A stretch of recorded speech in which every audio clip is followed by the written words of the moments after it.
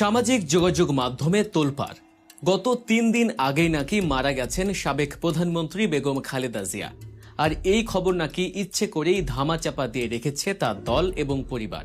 লাশের রাজনীতি নাকি সহানুভূতি আদায়ের শেষ চেষ্টা? সত্যি কি হাসপাতালের বিছানায় শুয়ে আছেন দেশনেত্রী, নাকি তার নাম ব্যবহার করে পর্দার আড়ালে চলছে ভয়ঙ্কর কোনো রাজনৈতিক দাবার চাল? নির্বাচনের ঠিক আগ মুহূর্তে কেন হঠাৎ হাসপাতাল পাড়ায় এত ভিআইপিদের আনাগোনা? লন্ডন থেকে ডাক্তার, চীন থেকে বিশেষজ্ঞ দল, আর ওদিকে রাজনৈতিক নেতাদের ঘন ঘন যাতায়াত। সবই কি মানুষকে ধোঁকা দেওয়ার কৌশল, নাকি এর পেছনে লুকিয়ে আছে ক্ষমতার পালাবদলের এক বিশাল রহস্য? আজকের ভিডিওতে আমরা উন্মোচন করব এই গুজবের পেছনের আসল সত্য এবং জানব খালেদা জিয়ার মৃত্যু বা বেঁচে থাকার উপর দাঁড়িয়ে আছে কাদের ভাগ্য। রাজনীতির এভার কেয়ার হাসপাতাল এখন কার্যত একটি দুর্গে পরিণত হয়েছে।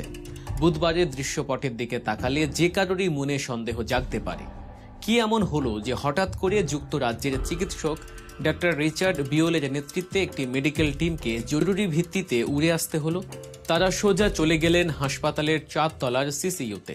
শুধু কি তাই, একই দিনে সন্ধ্যায় হাজির হলেন চীনের ডাক্তাররা, আবার সরকারের প্রধান উপদেষ্টাও ছুটে গেলেন হাসপাতালে। সব মিলিয়ে বুধবার দিনটা ছিল রহস্যে ঘেরা। সাধারণ মানুষের মনে প্রশ্ন জাগাটাই স্বাভাবিক, কারণ সোশ্যাল মিডিয়া প্ল্যাটফর্মগুলোতে আগুনের মতো ছড়িয়ে পড়ছে একটি খবর: খালেদা জিয়া আর নেই। কেউ কেউ তো দিন তারিখ দিয়ে নিশ্চিত করে বলছেন তিনি অন্তত 3 দিন আগেই মারা গেছেন। কিন্তু প্রশ্ন হলো, এত বড় একটা খবর কি আসলেই চেপে রাখা সম্ভব, নাকি এর পেছনে অন্য কোনো গভীর সমীকরণ কাজ করছে? খালেদা জিয়া শুধু একজন ব্যক্তি নন, তিনি বাংলাদেশের রাজনীতির এক বিশাল অধ্যায়। তার অসুস্থতা বা মৃত্যুকে ঘিরে যে ধোঁয়াশা তৈরি হয়েছে তা কেবল একটি পরিবারের শোকের বিষয় নয়, বরং এর সাথে জড়িয়ে আছে দেশের আগামী দিনের রাজনীতির গতিপথ।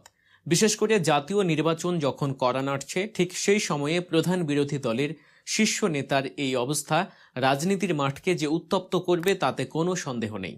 গুজব রটছে বিএনপি ইচ্ছে করেই তাদের নেত্রীর মৃত্যুর খবর গোপন রাখছে। কিন্তু কেন? রাজনীতির অলিগলিতে কান পাতলে শোনা যাচ্ছে নানা ফিসফাস। কেউ বলছেন নির্বাচনের আগে নেত্রীর মৃত্যুর খবর প্রকাশ পেলে দলের কর্মীরা মানসিকভাবে ভেঙে পড়বেন। দীর্ঘ সময় ক্ষমতার বাইরে থাকা দলটির জন্য খালেদা জিয়াই একমাত্র ঐক্যের প্রতীক। তিনি না থাকলে দলটির চেইন অফ কমান্ড ভেঙে পড়তে পারে, তৈরি হতে পারে অভ্যন্তরীণ কোন্দল, আর এই সুযোগটাই নাকি নিতে চায় প্রতিপক্ষ। আবার মুদ্রার উল্টো পিঠও আছে। অনেকে মনে করেন খালেদা জিয়ার মুমূর্ষু অবস্থা বা মৃত্যু ভয় জিইয়ে রাখাটা বিএনপির জন্য এক ধরনের স্ট্র্যাটেজিক বা কৌশলগত সুবিধা। জনগণ স্বভাবতই আবেগী। অসুস্থ নেত্রীর প্রতি মানুষের যে সহানুভূতি তৈরি হয়েছে, সেটাকে কাজে লাগিয়ে ভোটের মাঠে বড় ধরনের সুবিধা আদায় করা সম্ভব। মৃত খালেদা জিয়ার চেয়ে মৃত্যুসজ্জায় থাকা খালেদা জিয়া কি ভোটের রাজনীতিতে বেশি শক্তিশালী? এই প্রশ্নটা এখন অনেক বিশ্লেষকই তুলছেন। তবে এই গুজবের আগুনে পানি ঢালছে ডক্টর রিচার্ড বিওল এবং চীনা ডাক্তারদের উপস্থিতি। যদি তিনি মারাই যেতেন, তাহলে কি বিদেশ থেকে এত টাকা খরচ করে ডাক্তার আনার নাটক সাজানো হতো, নাকি পুরোটাই আইওয়াশ? লজিক বা যুক্তি কি বলে, সেটা নিয়ে বিস্তারিত আলোচনায় আসব। তার আগে আমাদের চ্যানেল গল্প নিউজ এখনই সাবস্ক্রাইব করে রাখুন আর পাশে থাকা বেল আইকনটি চেপে দিন। চলুন আবার মূল আলোচনায় ফেরা যাক। খালেদা জিয়া সত্যি সত্যি মারা গেলে লাভ কার আর ক্ষতি বা কার? এই অঙ্কটা কষা এখন খুব জরুরি। বিএনপির কথা যদি ধরি, খালেদা জিয়া তাদের কাছে এক অনুপ্রেরণার নাম। তিনি মাদার অফ ডেমোক্রেসি হিসেবে পরিচিত কর্মীদের কাছে। তার অনুপস্থিতি দলের ভেতরে ক্ষমতার ভারসাম্য নষ্ট করতে পারে। বর্তমানে তারেক রহমান বিদেশের মাটিতে বসে ভারপ্রাপ্ত চেয়ারম্যান হিসেবে দল পরিচালনা করছেন।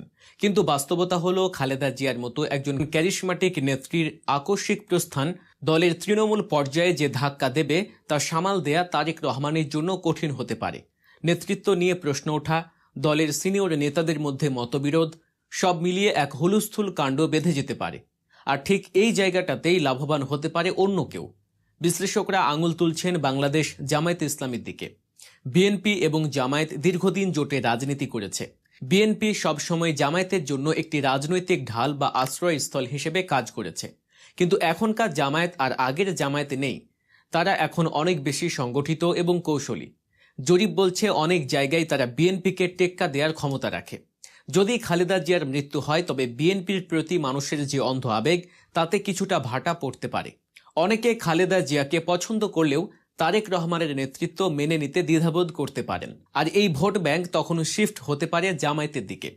নির্বাচনের আগে বিএনপির এই দুর্বলতা ছোট ছোট ইসলামী দলগুলো এবং জামায়াতের জন্য বার্গেনিং বা দর কষাকষির বড় সুযোগ তৈরি করে দেবে।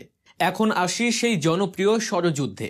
কেন বলা হচ্ছে নির্বাচনের আগে মৃত্যু সংবাদ প্রকাশ করা হবে না? বাজারের সবচেয়ে বড় গুজব হলো বিএনপি চাইছে নির্বাচনের ঠিক আগ মুহূর্তে এই খবর প্রকাশ করে একটা বিশাল সিম্প্যাথি ওয়েব বা সহানুভূতির ঢেউ তৈরি করতে। আবার অন্য একটি পক্ষ বলছে সরকার চাইছে না নির্বাচনের আগে দেশে কোনো অস্থিতিশীল পরিস্থিতি তৈরি হোক, তাই তারাও এই ইস্যুতে খুব সতর্ক। কিন্তু ঠান্ডা মাথায় ভাবলে দেখা যাবে বর্তমানে খালেদা জিয়া আন্তর্জাতিক মহলেরও নজরের কেন্দ্রবিন্দুতে আছেন। ভারতের প্রধানমন্ত্রী নরেন্দ্র মোদী তার স্বাস্থ্যের খোঁজ খবর নিচ্ছেন, চীন ডাক্তার পাঠাচ্ছে, যুক্তরাজ্য তাদের মেডিকেল টিম পাঠাচ্ছে। এই যে আন্তর্জাতিক এঙ্গেজমেন্ট, এটা প্রমাণ করে যে খালেদা জিয়া এখনও বাংলাদেশের রাজনীতিতে কতটা প্রাসঙ্গিক।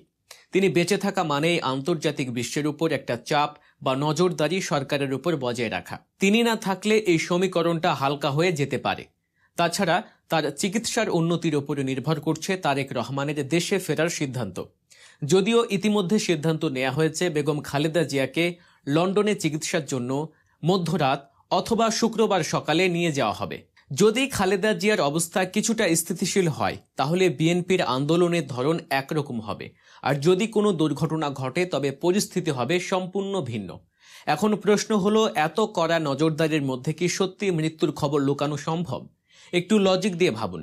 এভারকেয়ার হাসপাতালে তিনি সাধারণ কোনো ওয়ার্ডে নেই, আছেন সিসিইউতে, যেখানে নিয়োজিত আছে এসএসএফ বা স্পেশাল সিকিউরিটি ফোর্স, আছে ডিজিএফআই এনএসআইয়ের নজরদারি। এর বাইরে আছে দেশি বিদেশি চিকিৎসকরা। বিদেশি ডাক্তাররা কি এসে মিথ্যা রিপোর্ট দেবেন? ডাক্তার রিচার্ড বিওলের মতো একজন বিশ্বখ্যাত চিকিৎসক কি একটি রাজনৈতিক দলের হয়ে মিথ্যা মৃত্যু সংবাদ গোপন রাখার নাটকে অংশ নেবেন? এটা কি তার পেশাদারিত্বের সাথে যায়? এছাড়া হাসপাতালে নিয়মিত যাচ্ছেন জামায়াতের আমির, যাচ্ছেন অন্যান্য দলের নেতারা, এমনকি সরকারের উপদেষ্টারাও। এত মানুষের চোখ ফাঁকি দিয়ে এতগুলো সংস্থাকে ম্যানেজ করে ৩-৪ দিন ধরে লাশ গুম করে রাখা বা মৃত্যুর খবর গোপন রাখা, এটা কি বাস্তবে সম্ভব? সিনেমার গল্পে এটা সম্ভব হতে পারে, কিন্তু বাস্তব রাজনীতিতে এটা প্রায় অসম্ভব একটি কাজ। বিএনপি নেতারা বারবার বলছেন ম্যাডামের অবস্থা ভেরি ক্রিটিক্যাল, কিন্তু তিনি মারা যাননি, তার চিকিৎসা চলছে, মেডিকেল বোর্ড সর্বোচ্চ চেষ্টা করছে।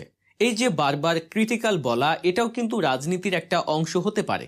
তবে হ্যাঁ, এটাও সত্য যে মানুষ নশ্বর, জন্মিলে মরিতে হবে। খালেদা জিয়ার বয়স প্রায় ৮০ ছুঁই ছুঁই, দীর্ঘ কারাবাস, নানা জটিল রোগ, সব মিলিয়ে তার শারীরিক অবস্থা যে ভালো নয় তা সবাই জানে।